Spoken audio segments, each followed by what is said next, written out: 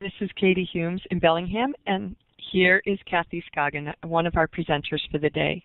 Go ahead, Kathee. Thank you. We'll see if I can get this right one of these times. It's great to see all of you, or at least see your names. I recognize most of you. Welcome to this training, both this week and next week. And what we really want to do is get people to start catching a vision for what the future of some of our students who may have a combined hearing and vision loss or are deaf-blind, what that might look like for them. So I don't want to take a lot of time other than I work for Washington Sensory Disability Services. I'm working part-time. I'm the co-director for the project with Nancy Hatfield and an educational consultant. And I feel really excited about the fact that I'll be co-presenting today with someone who I've really come to enjoy and respect. And so I'm going to introduce Sue Ann Bube. And Sue Ann, you want to go ahead and say hello and talk a little bit about yourself?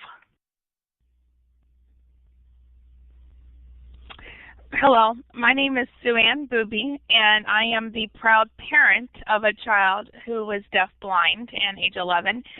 I am formerly a classroom teacher, and I am now the director for the Center for Change and Transition Services, and I look forward to co-presenting today with Kathee. Thank you, Sue Ann. So with that, we're going to have some great fun today, and we're going to talk a little bit more about the issue of transition. So there are so many transitions in students' lives, starting with that birth to 3 transition.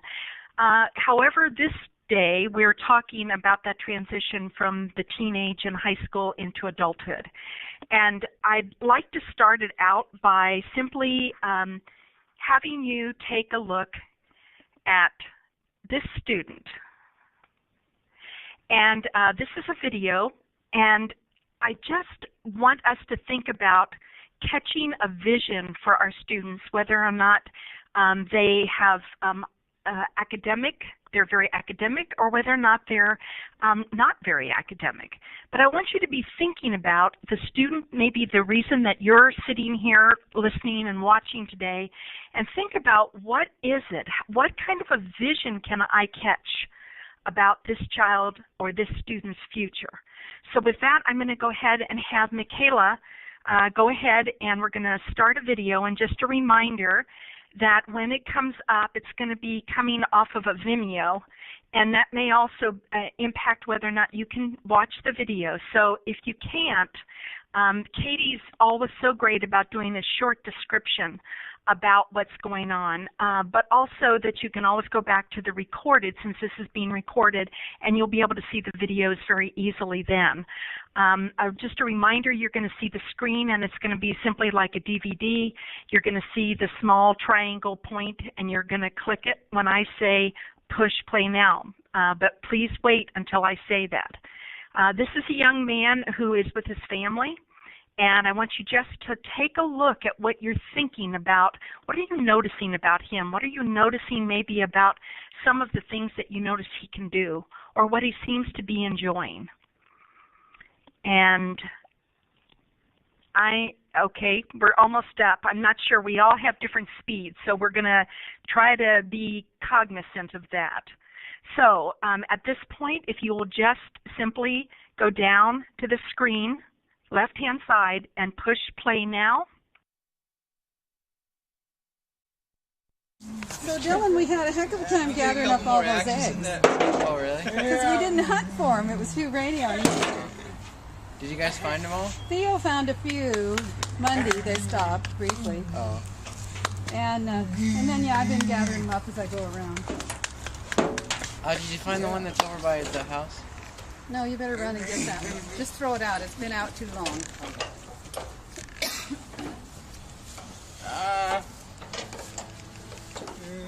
Oh, don't you wish you had a pointer on the end to hold on or something? He really likes to do chores, you know? Yeah, it's going to make you happy. Except for as you're doing it, you don't know it's going to make you. Yeah, but... Oh. And Thursday his nose was all runny, and I said, are your ears bothering you? Does it sound like they have water in them? No, he said. It's like in those video games, you're going fine and suddenly you crash into a bus and flip over and end up on another freeway. And then it's all over. Like, how did that happen? Oops, watch it straight. He knows to go around the hill. Usually. Hey. I'm sure it didn't take too many tries to do that one. He tripped over it a couple times. He's up, man, on a next. What's his ride?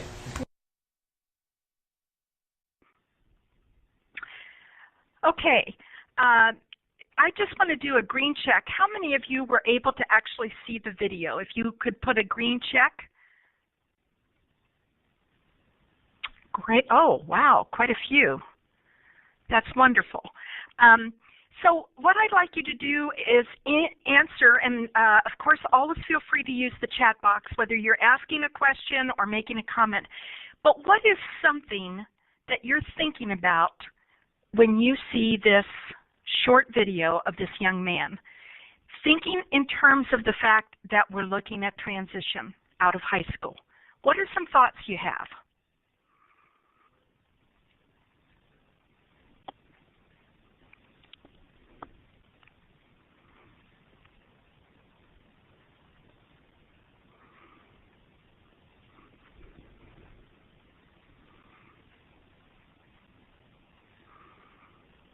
That he's enjoying himself. That's a great comment, Melva, for sure. He's capable of doing many different things. He seems proud of what he's doing. He likes to move around. All of those are great observations and comments.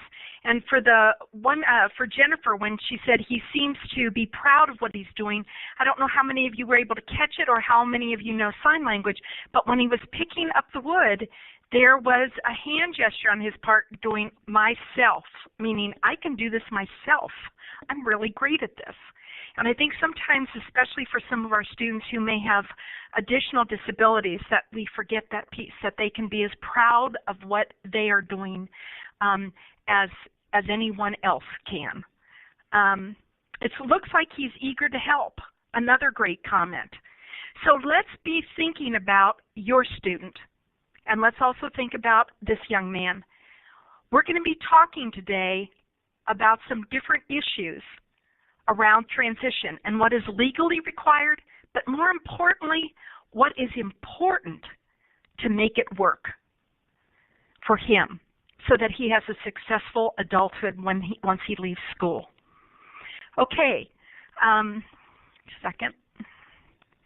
So for today's session, we're going to keep looking at how do we catch a vision for the future for these students, especially for those students who cannot express themselves in the same way that another student may be.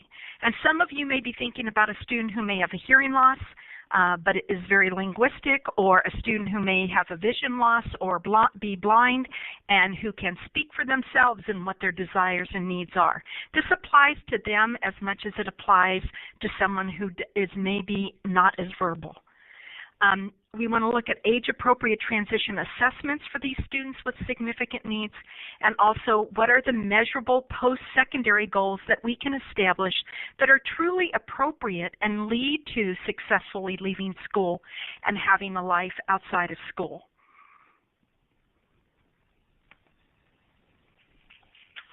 Okay, so today's agenda, we've got the secondary transition program components, and we're going to keep applying those, both to the students we show you as well as to your own student.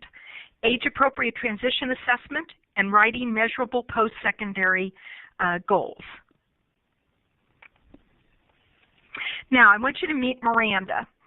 So Miranda is 18 years old. She relies on 24-hour a day nursing.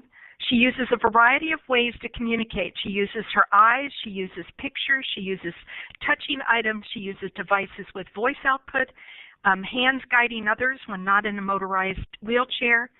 She has 3 jobs at school. She takes and delivers grocery orders, she takes and delivers coffee orders, and she runs a classroom newsletter.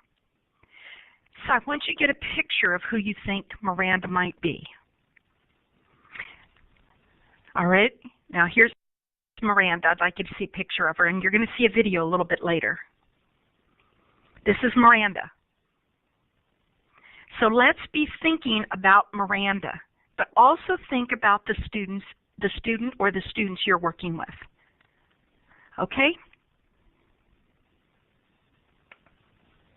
All right, I'm going to let Suzanne take over from here. And Suzanne, if you want to go ahead and talk a little bit about the definition of transition and what's required legally, that would be great. Thanks.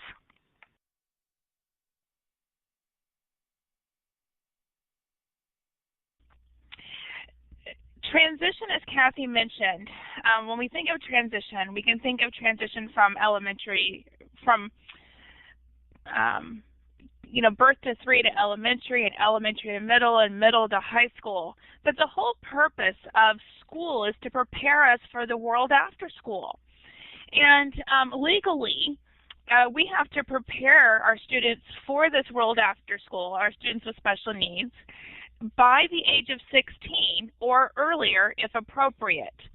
And what you're seeing here is a flow chart of all the pieces that should be a part of the IEP once a student reaches 16 or before if appropriate. So those pieces are age-appropriate transition assessments, measurable post-secondary goals, transition services, course of study, the annual IEP goals, and coordinating with adult agencies. Today, Kathee and I are going to focus on the first two, the foundational pieces of the transition services once a student reaches that magical age or before, if appropriate.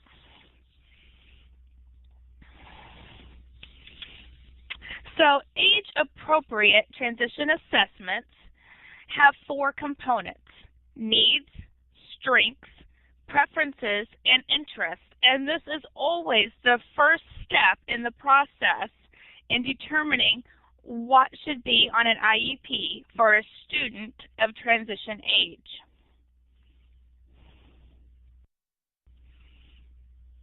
So what are needs, strengths, interests, and preferences?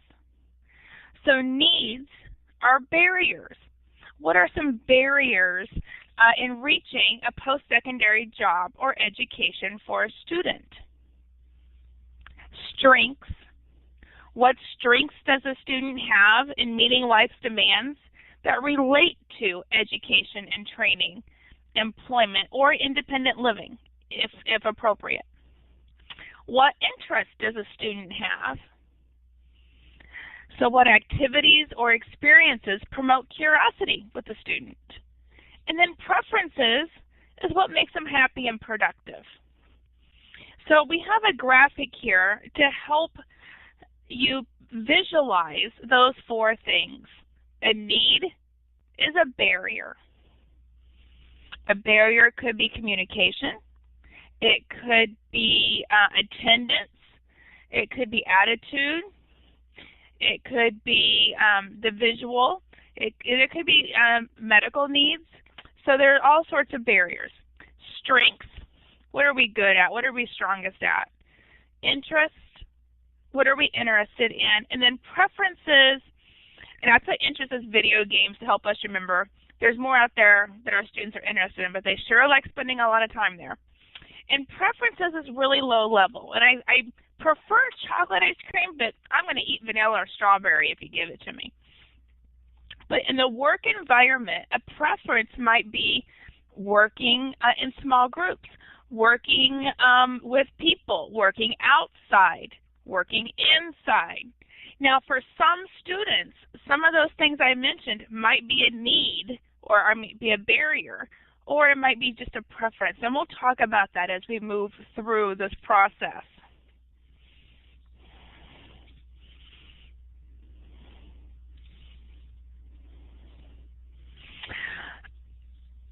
The CCTS, the Center for Change in Transition Services, has a website at seattleu.edu/CCTS. And on our website, we have a list of resources to help teachers and parents and support professionals with varying kinds of assessments for those needs, interests, preferences, and strengths so that you can determine what's appropriate as transition services for a student age 16 or before if appropriate. So this is just a reference tool for you, and on our website there are clickable resources for a variety of student ability levels.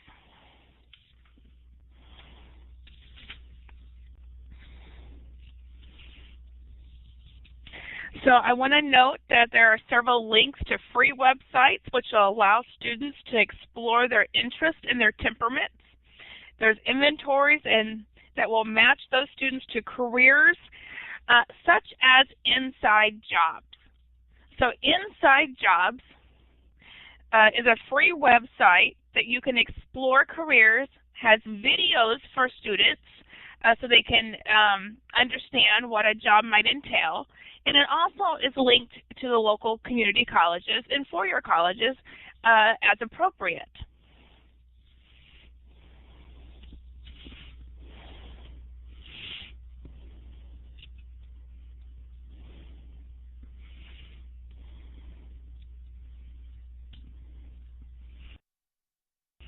Kathee, would you like to talk about the age-appropriate assessments? Sure. So for students who have a combined vision and hearing loss, or may have a vision loss or a hearing loss, with or without additional disabilities, you have a handout that talks about some of those. Also know that some of the assessments that Sue Ann referred to and one of your handouts that she did also have appropriate tools, especially for those students who have a sensory disability who may be an academic student. So I want to keep reminding people, sometimes it's easier to catch the vision for a student who is more academic because of the fact that they very often can express themselves in a way that we understand. For some of our students, they don't have that ability, or what I should say is we don't have the ability to read them as easily, and therefore it takes more observation on our part. So as you look at the handouts about the age-appropriate assessments for students with a combined vision and hearing loss with other disabilities, you will see that many of the assessments are appropriate. It's just that if you have an older student that you're assessing, you use different materials, you use more age-appropriate activities or things that relate directly to them. And the issue of likes and dislikes is a huge piece of how we can begin to understand where to start with the assessment for that student, and we'll talk about that more as we use Miranda as an example.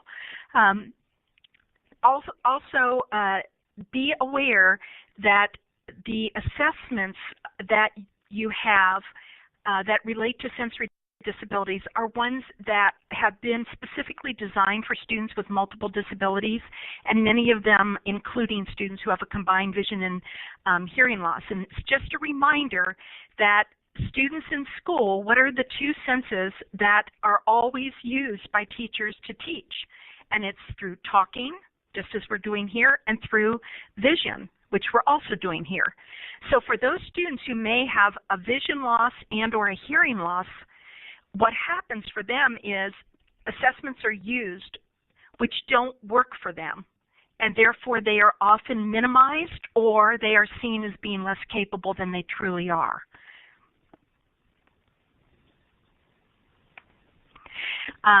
Also, there are some recorded webinars, and this information is here for you. And just a reminder, the PowerPoint will be sent out tomorrow to all of those of you who have attended today, so you'll have the PowerPoint in full. But also know that there are recorded trainings. There's one on the assessment tool of the communication matrix, is one of them.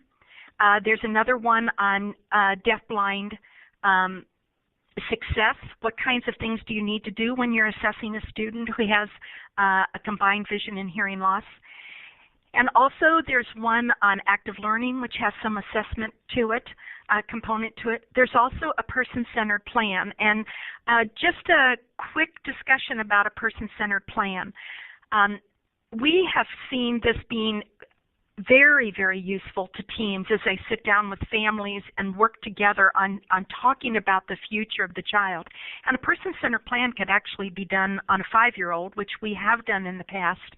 It has we have a chance of looking forward more than just this year to the next IEP. And that's really what's important. And especially as the students, I would tell you all across, no matter what age the child is, but once you reach that 16 years old or slightly sooner, if it's appropriate, then what happens is you really have to project. You have to say, okay, so what are we thinking this child may end up doing, or this student may end up doing when they're out of college or out of high school, and maybe it's going to college, maybe it's a training, maybe it's a job, maybe it's about independent living skills. So that's one of the pieces that a person-centered plan is really useful for. And so we also have a recorded training on person-centered plans. So those are some parts about assessment that I think you may find useful as these recorded trainings, which you can actually gain clock hours for, just as you all are doing it in live. You can do it through a recorded training also.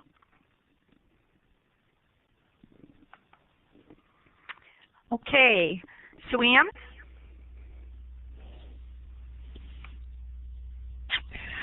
Okay, so one of the forms that we have available, and you also have available for download as one of your materials, was a transition gathering form. And so we use this form, and you'll see it on 2 different PowerPoint slides, on gathering information about Miranda. Now, Miranda is a student that we met earlier, and Kathee talked about, and using information from her team, they organized information into the needs, the strengths, the preferences, and the interests. So if we look at Miranda, some of her needs would be understanding the difference between kidding around and being serious. And this is very important in the job setting. One of her needs is communication. Now, maybe Miranda works very well with her communication system with people that she knows, but this could be a barrier for employment. So we list it as a need. It also could be a strength for her, but it could be a need as far as how to work with others that aren't familiar with that communication system. Academic, she needs to be able to ask for help. That's also a very important job skill. Identity for her, as we look through this, you'll see that she likes to deliver coffee and take orders and grocery shop. So she needs to be able to identify items at the grocery store. She needs to be able to memorize where all those items are at the store. She needs to have a consistent routine. So when this looks at employment, if she has a consistent routine, she may not need assistance, but she's going to need assistance learning the routine to begin with. She's going to need to learn appropriate greetings, and she's going to need to learn how to move in her motorized wheelchair. So that's important for her to navigate in a job environment. Some of Miranda's strengths are her sense of humor. She's very friendly and outgoing. She's a hard worker. She has a strong desire to work and communicate independently. A strength is navigating her work-school environment, but also there was a need with a motorized wheelchair.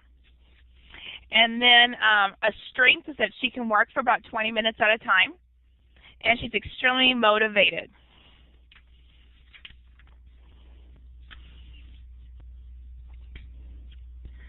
So her preferences, again, this is the lowest level.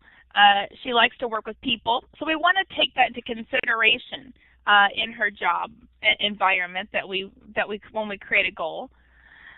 We also she prefers to move around in her wheelchair versus being stationary, so we want to keep that in mind too, and that's why it's important she learns how to navigate new environments. And she would prefer working with someone that will listen to her and that she can trust. So that's important for her. An interest, she wants to work with people and not work alone. She wants to go places. and she likes to connect with people she enjoys. And she's interested in continuing to expand and improve her jittery jalopy delivery business. And Kathee, I want to throw this back to you so you can explain a little bit about this, because this is going to become important as we look at how to write a goal for Miranda and create a plan for her.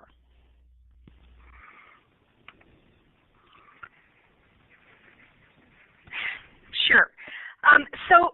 Miranda, I'd like to just talk a couple things. I'd like to go back to the previous slide for just a second and have you think in terms of the fact that she wanted a motorized wheelchair. And at one time they had tried that and it was not successful.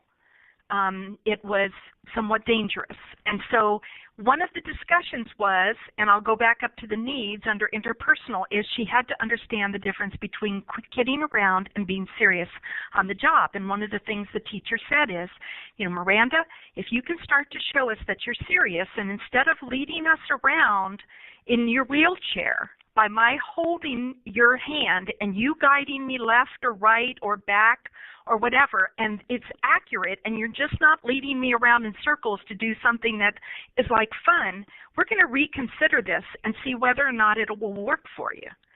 And so that's one of those things about her needing to understand the difference between kidding around and when you're serious on the job. And that's where some of her sense of humor comes in too, because it was kind of fun. So I want to have you know a little bit more about her. She is friendly and outgoing. However, one of the things Sue Ann and I talked about was the idea that she would prefer working with someone that will listen to her and that she can trust. The reality is, for someone who has impacted vision and impacted hearing, that doesn't become a preference. Where that may be a preference for other people, for her that really becomes a need, because she has to be able to trust the person. She has to know that that person's going to listen, quote, carefully to her, not listen to what she's verbally saying, because she doesn't speak words. But she communicates as long as I understand how to listen. And if you don't, she kind of writes you off. And don't the rest of us? If there's somebody who never pays attention, never asks me questions, never furthers our conversation, and I say, gosh, I went out and saw a movie last week and it was The Hobbit and this is what I liked about it, and that person starts talking about so-and-so's shoes, I'm going to kind of write that person off as, well, they don't give a rip. So I wanted you to give some thought to, especially the students who can't be as verbal, who can't be as linguistic with us.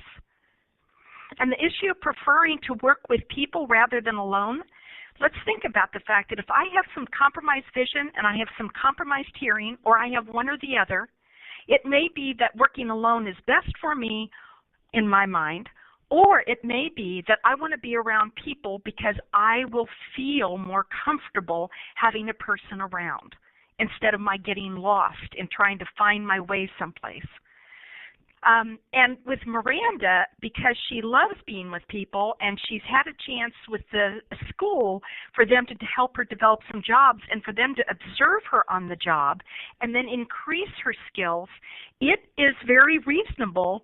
And it's interesting the difference between delivering, quote, groceries versus delivering coffee was very interesting, because she saw how the staff really, really wanted their coffee. And most of us who drink coffee can certainly, figure that one out, that I need my coffee. I need my shot.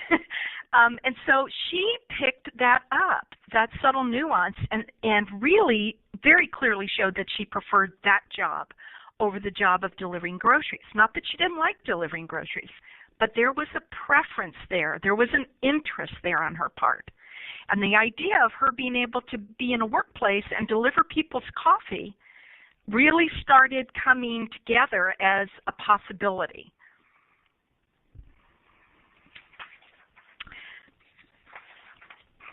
So, here we go. Thank you. Sue Ann? So as we bring this back to practical application, I want you to think about Drew. Drew was the boy outdoors with the wheelchair. And just from that short video, what might be some of Drew's strengths? What might be a need that he has? What's a preference or an interest? And while you're typing that, so I want you to type in the chat box, type the word need dash and whatever that could be, or a strength dash and a strength if you know, whichever one you'd like. But I'd like to give you a little background. This would not have been seen in a classroom. So if I think about Drew sitting in a classroom with a typical instruction, we may not have seen his passion for being outdoors or his how proud he is of accomplishing a task. So it's important that when you're gathering information for an IEP and for transitioning, that we take in more than one type of assessment. An assessment could be an observation in a job shadowing experience, at home. We need to see the full student, because if we don't have a picture of the student and all of their surroundings, how can we possibly plan and help the student plan for life after high school, outside of the classroom? So it only makes sense that we get this kind of information. And as Kathee was talking earlier, a person-centered plan is very appropriate because it brings all of the people together. So I see here that a need for Drew could be a task that has meaningful to him. He needs to have a predictable environment and a layout. I think that's a wonderful comment.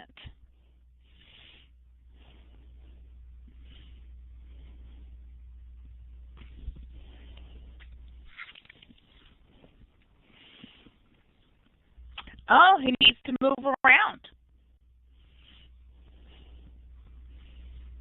And I see he shows pride in his work. He enjoys working. I think those are all great comments.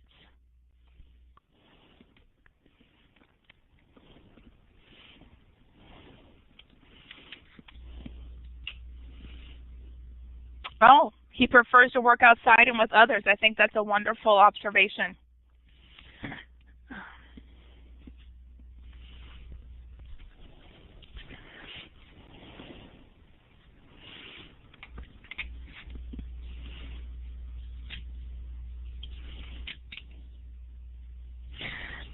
So I want to clarify. Can you answer that? Tell Ellie I'm busy. I need to clarify that a need is not a preference. So a need is a barrier to employment or to post-school education, and a preference is something I prefer to work with others, but it's not the end of the world if I don't. All right, so a preference is really low level. So for a student with this kind of a need, working with others could be a need or it could be a preference. All right. Kathee, would you like to? Oh, need supervision. Danielle, I see that. I think that's something a team would have to decide. Does a student need supervision? Just because a student is deaf and blind does not mean that they need constant supervision. I think that's a team decision. Kathee, would you like to chime in?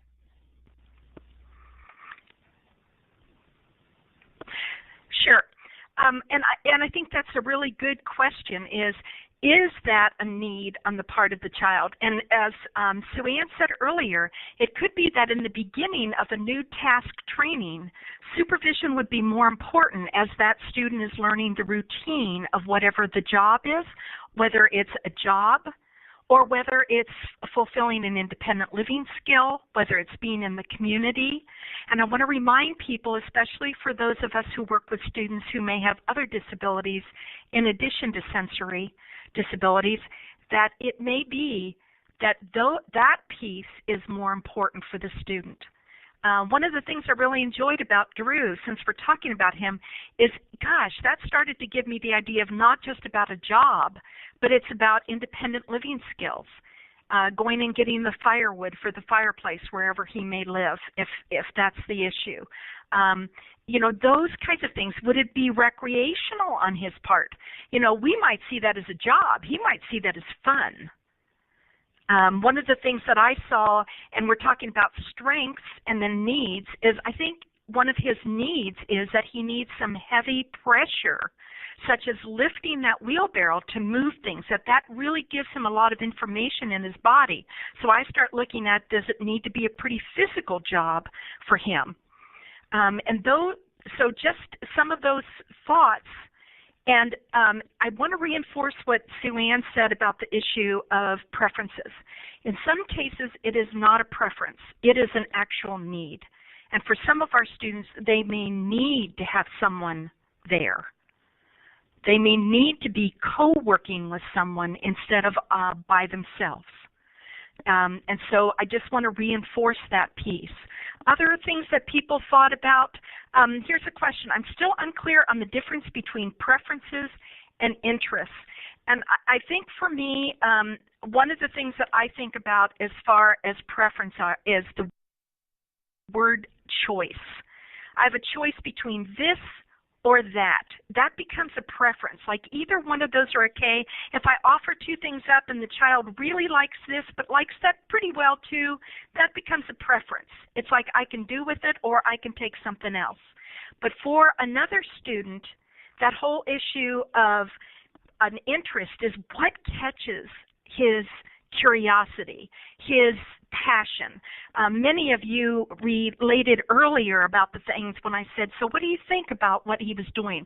Oh, that he really enjoyed it. He felt proud of himself, those kinds of things. So that's another piece that that for me, that's really the big difference between a preference and interest. And I think as a team, many times the preference for some of our students who are not able to voice for themselves looks more like an interest. Or it's just an, okay, I'll take it either way, doesn't matter. Doesn't matter if I take this thing from you or this thing from you, whether it's a toy or an object or whatever they like. What game do I like to play? Do I like to play this game or do I like to play that game? Well, I like to play both of them, so if I get this one, it's no big deal. So I hope that helps. And Sue Ann, I'm not sure if there's something else or if we should just go on. You tell me. Let's just go on, Kathee. Okay. So we're going to see another video, and this video is of Miranda. And you already know some things about her, that she requires nursing care, that she's 18 years old, that there's a variety of ways that she communicates, but she does not speak. However, the team is working with an iPad, Proloquo, to see whether or not that will work as something that does have a voice component to it for her. And they're just they're working with it right now, so I can't report how well that's working at the present time. So what I'd like you to do, I want to tell you that this is her delivering groceries. And what happens is the staff, she goes and takes an order one day, and she finds out what they want. And there's kind of a set, maybe 10 or 15 items that are kind of choices, and you'll see this. And so then what happens is she actually goes out with her one-on-one person who's working with her. They go out and actually purchase the groceries at the grocery store, and she has learned through the routine of where things are, she can actually find some of those items. Even though she has a vision loss and even though she has a hearing loss at the grocery store. It is the same grocery store. So we are trying to make sure that there is as much consistency as possible. If we wanted her to learn 10 different grocery stores, we would go to 10 different grocery stores. But how many of us go to 10 different grocery stores unless we're out of town? We typically have one or two that we prefer. So we're looking at how do we make this consistent. She is not in the motorized wheelchair here, so I want you to understand that what she does is she puts her hands into the person's hands, and she guides by moving her hand to the left or the right pushing or pulling to let them know where she wants to go. And again, this is that whole piece about making her as independent as possible, and she realized that people understood she knew something and that I can direct this. I have some control. And that's really what we want to look at for these kids, is where do they get some control? Instead of us just controlling everything. If I give a choice, do you want chocolate or strawberry, I've already defined. What if she wants vanilla, but I didn't give her that choice? That's why I like initiation, the option for her not to just choose whenever possible, that she can initiate as much as possible. So with that, we're going to do the same thing we did before, and that is we're going to go down to the little triangle, and we're going to push play now.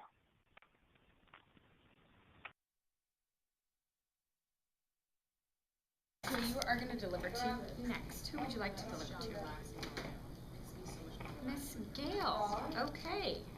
So, Miss Gail ordered carrots. Okay. She ordered some baby carrots. Why don't you show me which one is the baby carrot?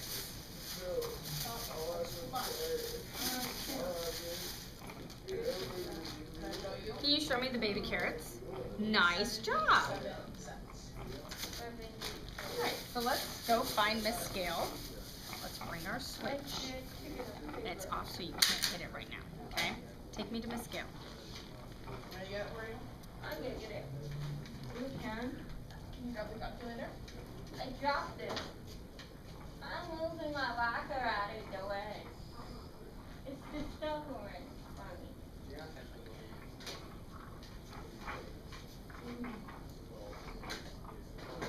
There you go, I got it. Good.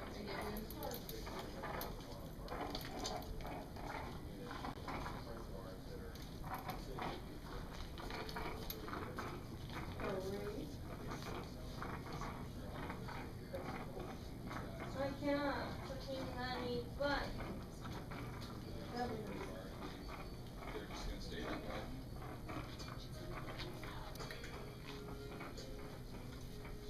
October. So I went. You're looking so nice for Miss Right, Gail. it's like right walking distance to all kinds of great things. Like. I haven't seen you yet. Nice looking for Miss Gail, Miranda. Excuse me, Miranda.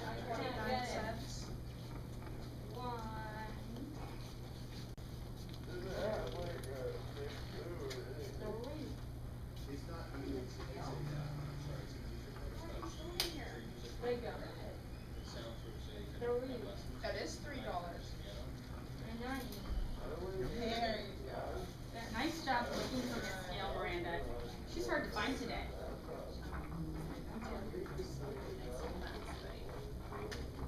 That's $1.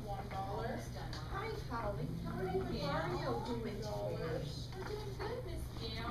Oh, good. Finally decided to relax, so Are you gonna count? I'm glad to see that. you're doing a great job looking for Miss Gail. Yeah. That's really good. You're welcome. I'm glad to visit with you.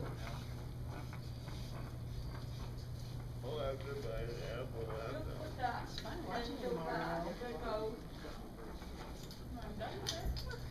Hi, how are you, Miranda? You have your new switch. Excuse me.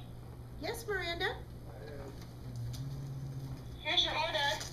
Oh, thank you.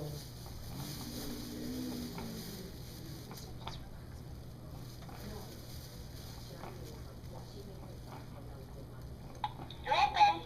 All right, thanks. There you go. Nice job, Miranda. You did a great job really looking.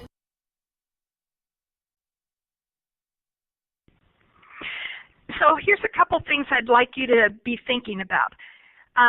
Do you remember the issue of the motorized wheelchair? So my question first is, if you're honest with yourself, would you have taken that much time to motor around those two rooms to find Miss Gail? And if the answer is yes, which you could put a green check by your name if you go up to the top, if you put a green check there, the next question for you is why. Why would you put that much time into motoring within those 2 rooms to find the person who ordered the carrots? And I'm seeing some green checks from some people. And for those of you who said, yes, I would, could you type in the room and say, why?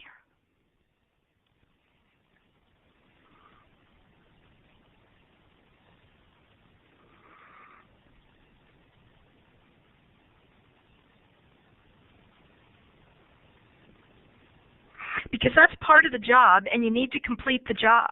That is part of the job, and if she wants to have a jittery jalopy delivery service, it is going to require that she motors in some format, and so this gives her extra time. Any other comments? Yes, because it shows that she knows. Because this task is meaningful to Miranda. And this is part of the job. She's working on the skill of delivering and finding people and items. See if she is intent and is working hard.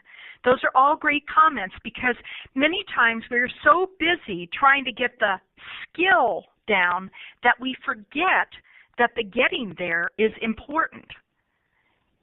And so that was one of them. The other thing is she had to identify which the carrots were. They were checking for comprehension on her part, just not making an assumption and handing her the carrots.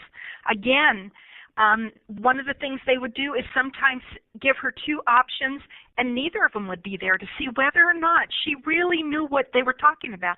And she would be like sitting there like, I'm not touching either of them, thank you very much, because they're not right. And then on the yardstick were the pictures of the people, and they happened to find that that worked really easily for Miranda, that there were a lot of pictures, and you were seeing when they got down to the last 2 people that she delivered to. Gives her pride in her job, hopefully. Right. So those are some things to be thinking about, because what we're going to do is we're going to get to the place very shortly where we're starting to write those post-secondary goals.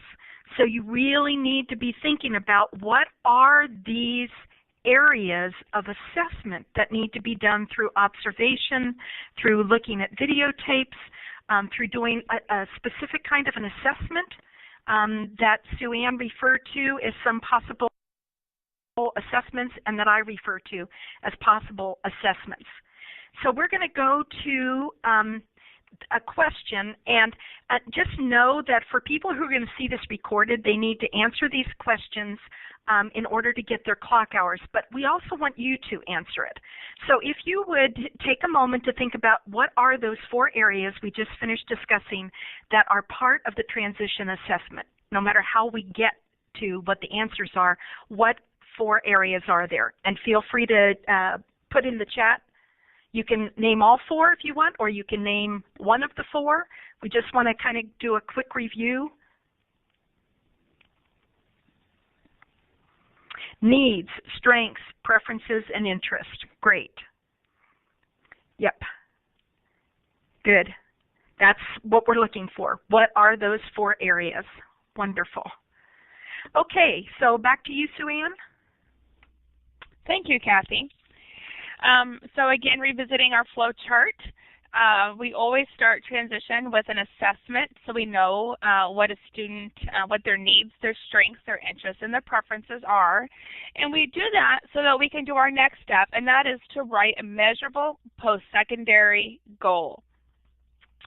And when we write a measurable post-secondary goal, by law, every IEP should have an education or training goal, an employment goal, and an independent living goal as appropriate.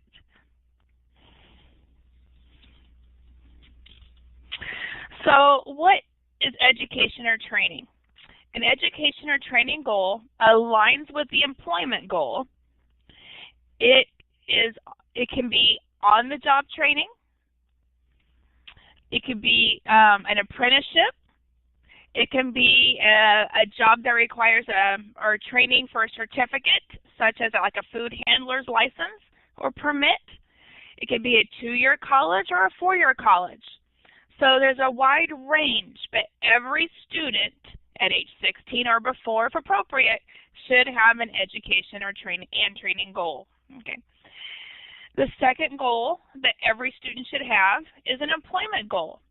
Employment is based on all those assessments we've talked about, and it has to align with the student's interest.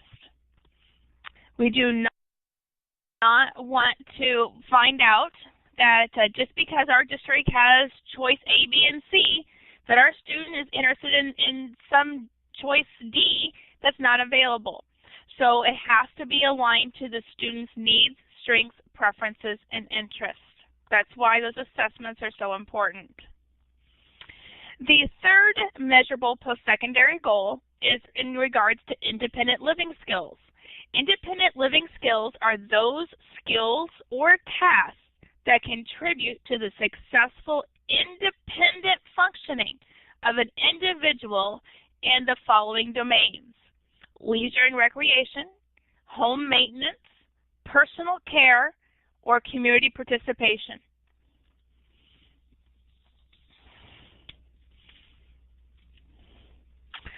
So what is a measurable post-secondary goal? Most of us are very familiar with annual goals. Annual goals relate to something that we're going to do this year.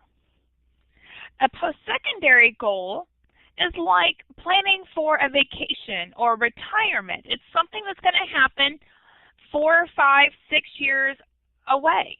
And so it's a long-term goal. And it's not something like student will increase a behavior from 20% to 60%. It's the student will. Miranda will. After high school, the student will do this and do it here. Okay, so these are the pieces. So I'd like you to think about Miranda, or Drew if you'd like, but I'd like you to think about Miranda and what might be a post-secondary education goal for Miranda. So I want you to take a second and use the formula and type in a possible post-secondary goal, an education or training goal.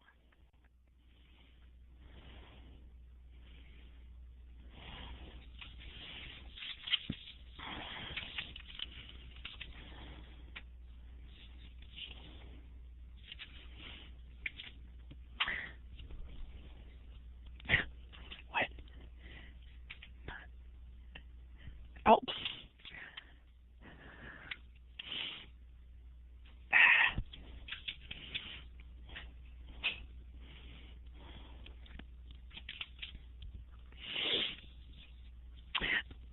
So let's help you get started. After high school, Miranda will. What was Miranda's biggest interest? Deliver coffee. All right, so that's a job, but I want it as education to at least 5 people 2 times a week at a community facility. So we want to go broader than that. That's a great start. So a post-secondary goal for Miranda would be something as simple as, after high school, Miranda will. Now, this is not her job. This is education. Miranda will receive on-the-job training in the food service industry. Now, we could say on-the-job training at the grocery store. If we know the name of the grocery store, we could put that in there. But we can be as broad as food service industry. And as Miranda gets closer to graduation, we can narrow that down and be more specific. But we do not have to say how many times a week. We do not need to say from beginning here to there. It's just what she will do. For instance, I'm working on my doctorate. Upon graduation, I will go to Germany. All right? You can measure it. Either I do it or I don't. It's a place I'm going to go. So for Miranda with training, we could say attend a local community college to obtain her food handler's permit. We could say be a chef, but it has to be her interest, her needs. She might job shadow with an entrepreneurship in the food service industry or at Starbucks. But we have to have a measurable goal, and it looks a lot different than our annual goals.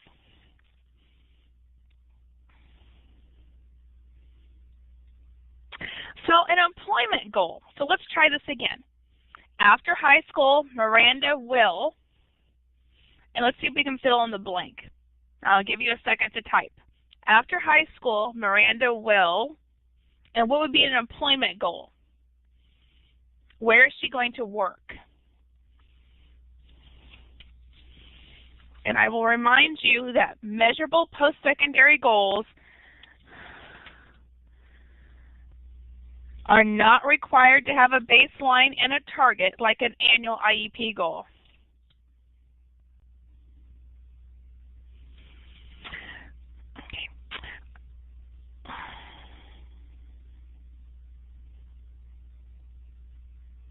Okay, so Miranda will deliver coffee at a coffee shop. So after high school, so it's very important that the goals are after high school. So after high school, Miranda will measure coffee at a local coffee shop, will run her own food service business, her own coffee business, work in a business where she can deliver coffee, yes. Okay. Very good. So it can be as simple as this. After high school, Miranda will be employed in the food service industry. I could have said after high school, Miranda will own her own food service business, her own coffee business. And that is a post-secondary goal. We are setting the bar very high for Miranda. We want her to run her own business. And these goals aren't measured like an annual goal. They're what we're aiming for. That goal might change as a student gets older. When I was 16, how many of you, in fact, you can put a check here, how many of you knew at 16 what you wanted to do after high school and you're still doing it today? So check a yes, put a green check for me if you knew what you were going to be doing after high school at age 16 and you're still doing it today. I see X's. I should put an X next to mine too. But most of us did not know. So this goal can change, and no one's going to call the student and find out. But the reason this is so important is because we cannot deliver services to a student if we don't know where they're going and if we haven't set these high goals for the student. So now, if we have our goal to work in the food service industry, then in our next webinar, when we talk about our annual goals and services the student should be getting, it should all align to where she wants to go after high school.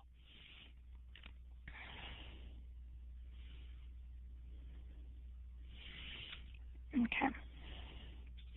And so the last one is independent living skills. And this, again, is only as the team sees appropriate. So after high school, Miranda will, and then where and how.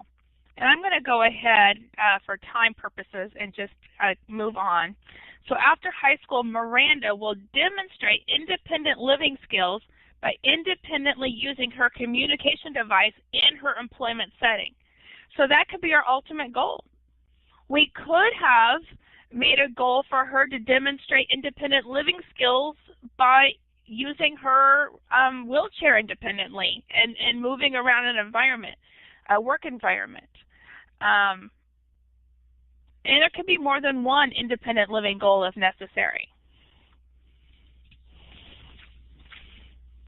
Again, the independent living goals are not required unless the IEP team determines it's appropriate for that student. And there's no guidelines from the state of Washington to determine what's appropriate. That is a team decision.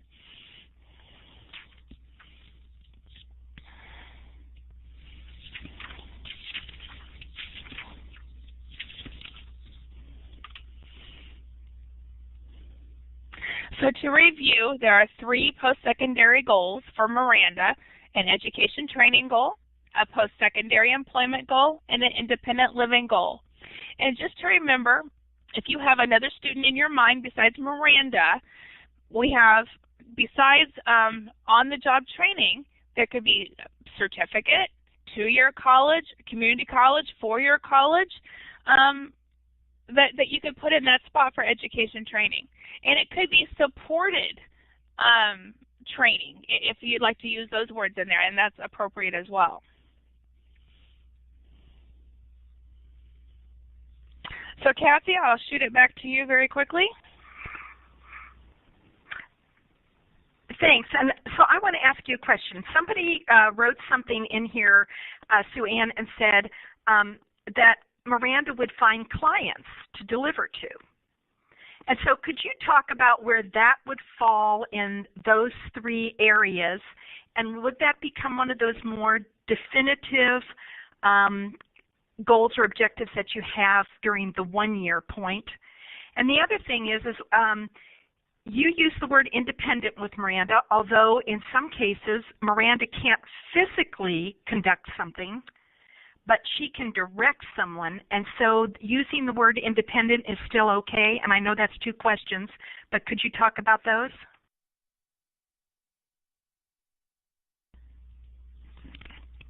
Yes, I was trying to take notes. So again, the word choice, the team can be as specific or as narrow as they want. Her goal, 5 years from now, again, post-secondary, we're looking big picture, where we hope she'll be 5 years from now. And that could be for a student to be very independent, to complete a task without any assistance. For a student where we saw Miranda getting support, we could say support with support, or with support. But again, we're being very broad on the post-secondary goal, and when we get to the annual goal in the course of study, we'll address what we need to do this year to make it to this big, lofty goal in 5 years. So that was the first one. And then the other one is about getting clients for the coffee shop. So the education and training goal is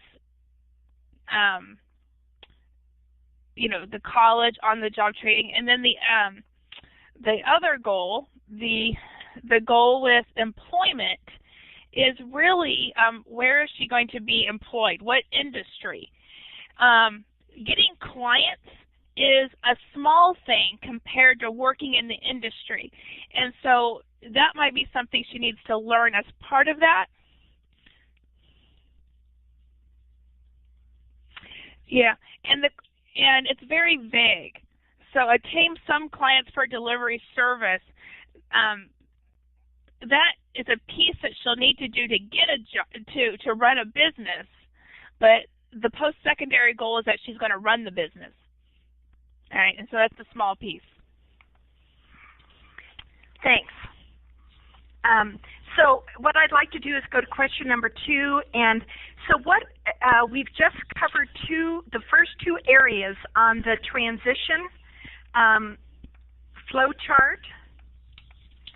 Hang on just a second. Let me get to it. So thinking in terms of the flow chart, what are the 2 areas that we've talked about so far today? And this only highlights one of the 2 areas. So what are those 2 areas? And if you type them in the box, yes, transition assessment and post-secondary goals. Because we really wanted to look at that piece and make sure that we were all on the same page. Because without this, transition is not going to happen, or it's going to happen in a way that becomes useless to the student. And I think the useless to the student, especially next week, we will give some very clear examples of students who are both more verbal, more linguistic, as well as students who aren't. of things that have gone wrong because we weren't doing this. We weren't projecting. We didn't have a vision. And if you don't have a vision, how can you possibly write those post-secondary goals? And as Melva made the comment earlier, she said, I could really see where videos are a real assistance for a team to really look at what that post-secondary goal, what transition should really look like for that student. Okay, I think we just want to quickly review, and I'm going to let Sue Ann do this, about post-secondary goals that don't work.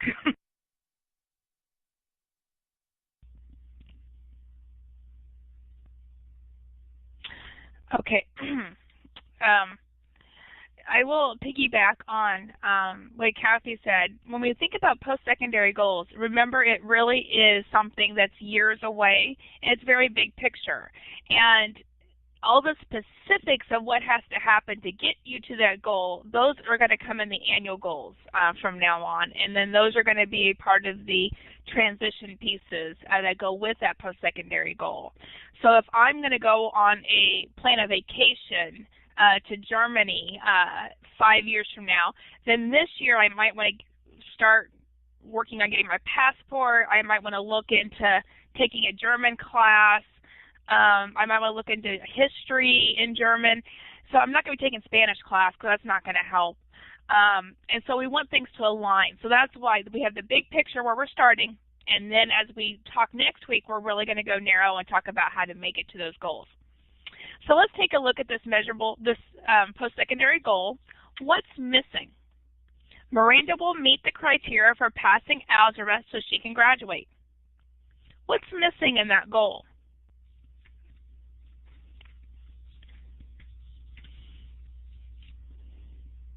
Do we have any ideas?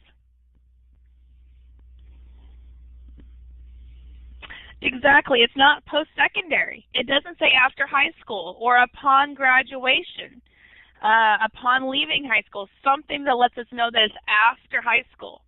And second,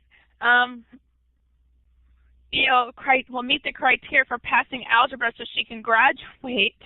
Doesn't tell me what she's doing afterwards. That's right. So it's very non-specific, and it's not aligned to her interest. What does algebra have to do with it? Unless she was calculating money, and then she might need some type of math course, but it may not be algebra. But that's not a post-secondary goal. That would be an annual goal to learn the math that she needed. Miranda will develop her communication skills.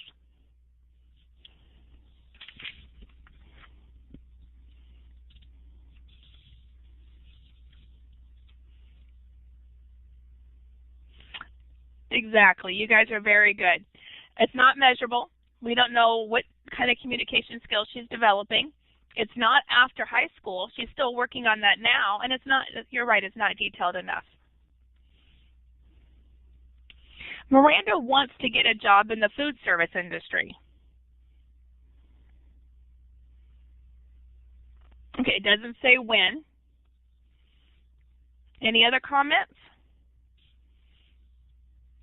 Wants, needs, will. Very good, Michaela. I want $1 million. Do I want it? Yes, I'm done. All right. Miranda wants. It's not something she wants. We're very specific. She will do this. All right. We're setting high expectations.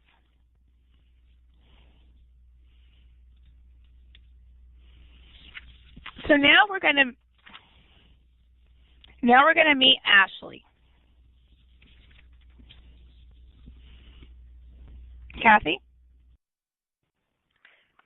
Actually, we will actually meet Ashley next week because we want to give you some practice writing some of these goals. And so what we'd really like you to think about is Drew, Miranda, forget about Ashley for this week, or the student you came here for. And what we'd like you to do is do some practice in that area, and I'm going to let Sue Ann explain it a little bit further. So what I'd like you to do is think about one of our students, Drew, Miranda, or think about your own student or child and write a post-secondary goal in the chat box. So I'd like you to practice writing some examples, and you can practice an education example, an education or training example, an employment example, or an independent living example. And Kathee, I'm going to turn the slides back to the formula.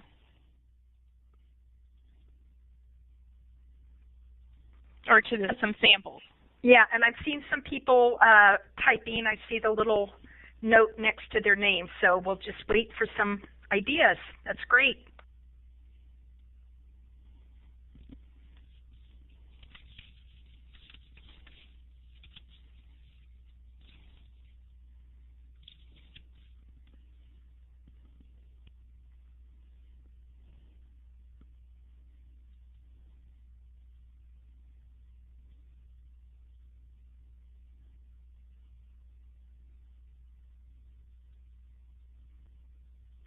Feel free to use a different name. You don't have to use your own child's name. You can just write student or student X.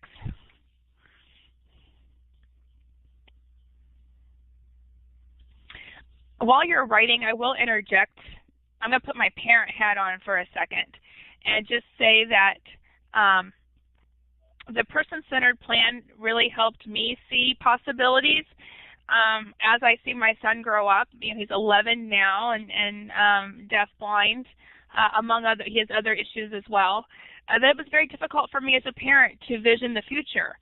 But through the person-centered planning, I was able to see how much socialization means to my son, and that there are jobs out there. And I need to think outside the box a little bit.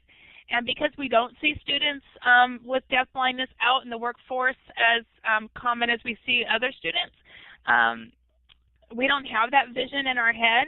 But I will say it's so important for us and for the quality of life for our students that we're thinking about, that they have these opportunities and that we really do have high expectations.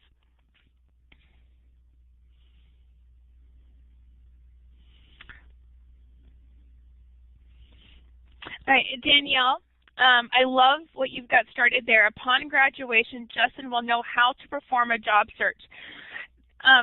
He needs to do that in school. So we're really looking for where is he going to go.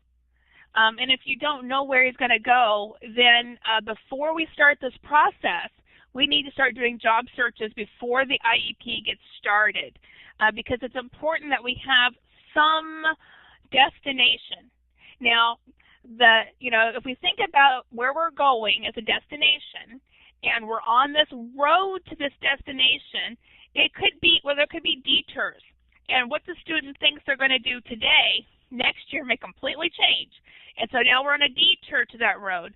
But hopefully some of the skills we're teaching them are transferable from job A to job B if they change their mind where they're going when they graduate.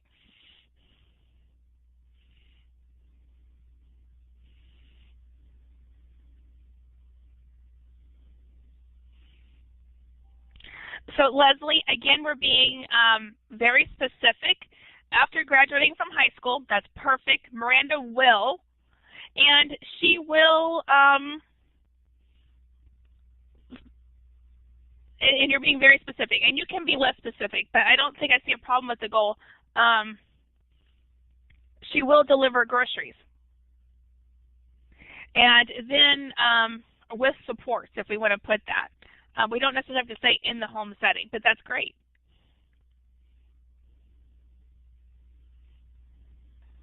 Sue Ann, can I jump in here? Yes. So I'm also seeing some nice things. After high school, the student will receive on-the-job training, collecting, and recycling is one possibility. Another one, after high school, Drew will receive on-the-job training at the garden center, a place where he could lift things that are heavier, move things that are heavier. So I think there are just a whole variety. I like the one about Savannah. After high school, Savannah will provide jewelry to local shops in Snohomish. So here's a job that's sitting there. And then I think I saw one also that she would get some I think training at a local bead store was one of the other ones. So I think people are really getting the idea. One person did ask about the idea of is toilet training an acceptable independent goal? And so just a reminder, after high school, so the idea is that it would be in high school you'd be working on that. So the question then becomes, after high school, if that's not complete, would you still say that that's a far-reaching goal because that's going to be very important to that person? Go ahead.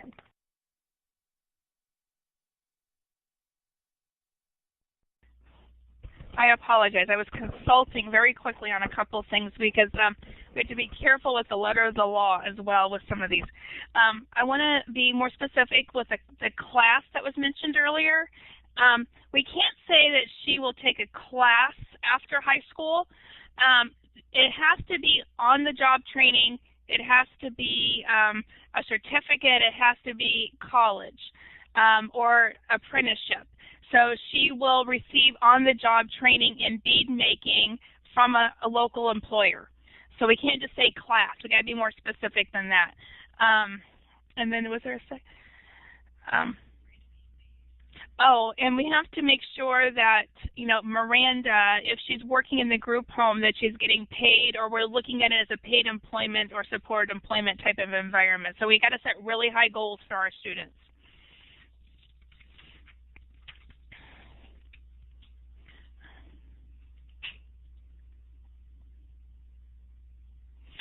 To clarify,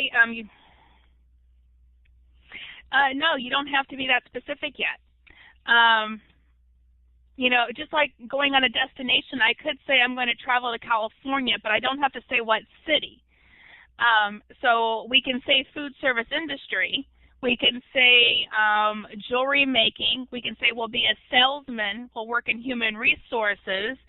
But we don't have to say we'll be a greeter at Walmart. So we want to be more general, more broad with our post-secondary goal. And then as the student gets older, we can get more specific. But remember, this is big picture. So keep thinking big picture destination. All right, what's the work destination? And if you want to get an idea of the 16 different types of journal categories that are out there, you can look at the website ONET, and it will list the 16 different job descriptions out there, as well as Washington Career Bridge. So if you Google Washington Career Bridge, it's very student-friendly, and it will link to the 16 different broad categories out there for jobs. So I hope that helps.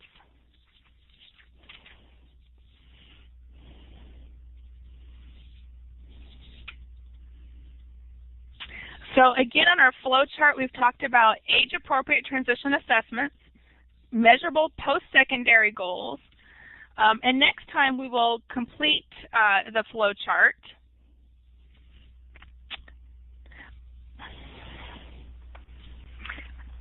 Okay, and go ahead, Kathee. Okay, and question number 3 for each of you is just identify one thing you learned today that will help your IEP team improve age-appropriate transition planning from the information you've gotten today or information you've had before, obviously, too. And we're also going to be discussing next week the issue of supports, because I know for some of the parents as well as from some of you school staff people, you are working with students who, quote, in your opinion and from your experience, are not going to be, quote, independent. And I really want us to give time to that, and we only have a few minutes left, and I don't want to give short shrift to this because it is a huge piece about what place does transition planning have in the life of a student who has multiple disabilities, including vision and or hearing problems. So, and also I would ask that you fill out the Survey Monkey. That gives us an evaluation of tonight, gives us information for next week, as well as tells us what's working and what's not working so we can make this work better and respond better. And I'm seeing different things. Think outside the box when coming up with possible job opportunities and training. Great.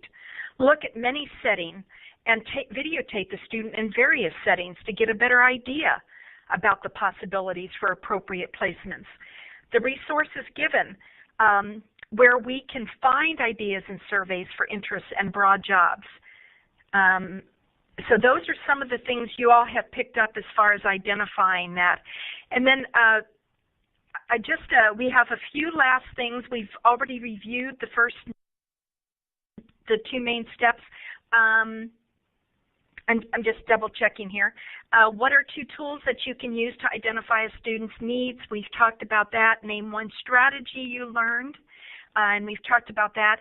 So just a reminder that the training today is meant to supplement and not supplant reading the bulletins and accompanying documents, guidance from the U.S. Department of Education.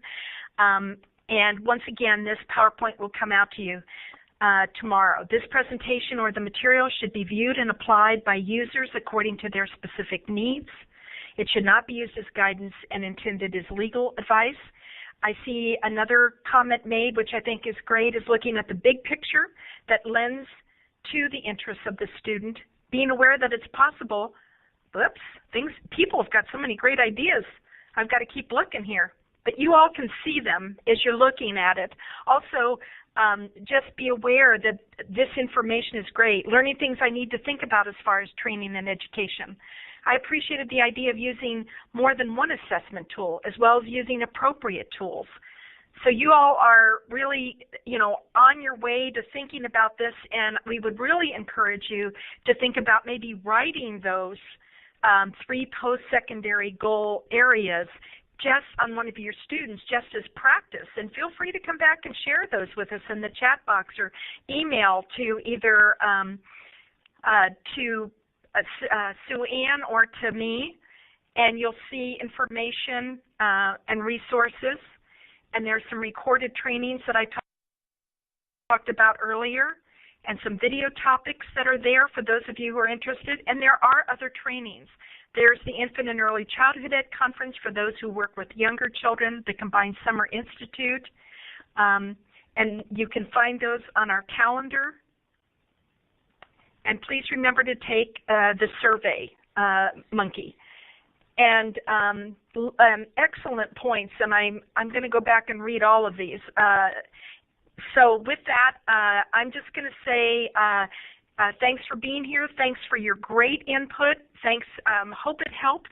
And we look forward to seeing you all next week so we can move on, and we'll have some other students that we'll be using as examples also as we go further into this.